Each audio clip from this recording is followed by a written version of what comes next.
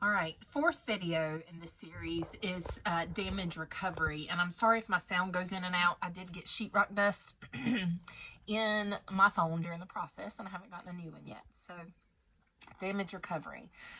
Once something happens and you're looking for a professional to come out, whether it be an electrician or a plumber or HVAC people, a lot of people don't get under service for a particular service provider, and then an emergency happens and they get aggravated that they can't get anyone out to their house. I can tell you that picking a plumber and using that plumber faithfully will get you quick service in a time of need. Same thing with an HVAC company. My HVAC company, Mount Holly Heat and Air, has a deal where you pay for a membership with them, which is actually the cost of 2 service appointments. And you get discounts on parts, and they come out quicker. So I just highly recommend finding service people in non-times of emergency and getting connected with them, fixing little things here and there so that when you do have an emergency and you call, they are aware and they put you on their priority list. Another thing to note is that something like this begins with damage assessment. Now, I thought when something occurred that the insurance adjuster from the insurance company would come running out here on a white horse to rescue me, and that's actually not the case. My insurance adjuster did not come on my property until the reframing had taken place of where the damage occurred. So that's crazy to me, but they don't. They don't come running out pretty much ever. Now, maybe if there's a fire, maybe they come out for a little bit of investigation, but mine did not. And so we had to do an assessment. We called a restoration company. Came highly recommended, very nice guys.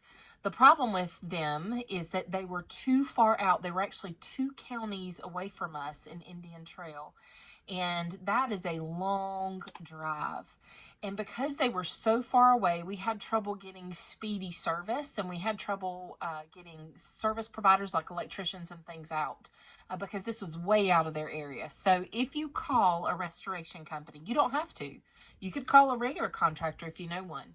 But if you call a restoration company, then make sure they are in your area. That's going to be crucial.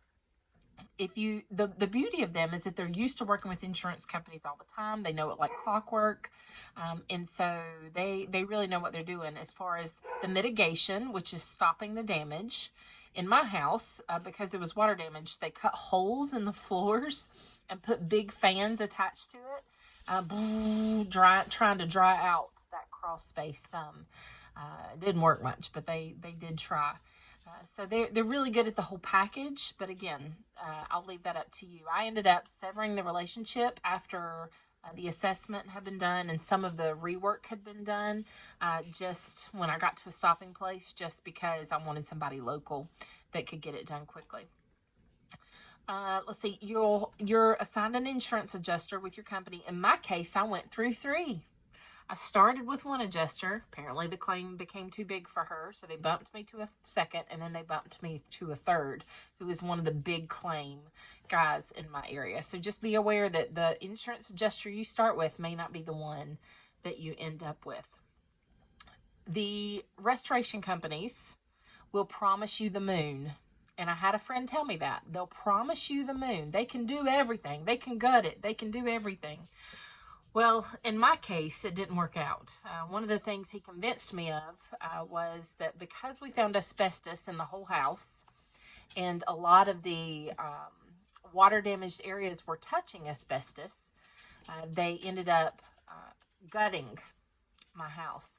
And the 3 bedrooms weren't really affected and could have been left alone, but I was convinced that it's a good time to take out those bedrooms, and then you'll have an asbestos-free house, and that's good, and I'm glad I did, but it cost me $15,000 that insurance would not pay for, of course, because those areas were not affected.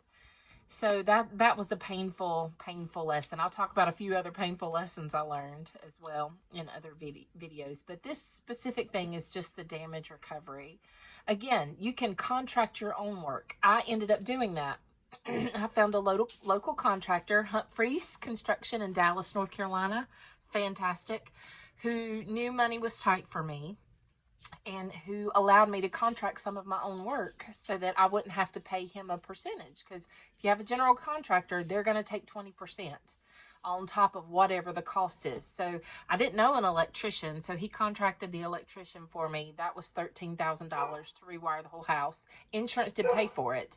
But then 20% on top of that had to go to my contractor. So, but he was gracious and wonderful and allowed us to do some of our own work. And it just really, it was real benefit to have someone like that on my team.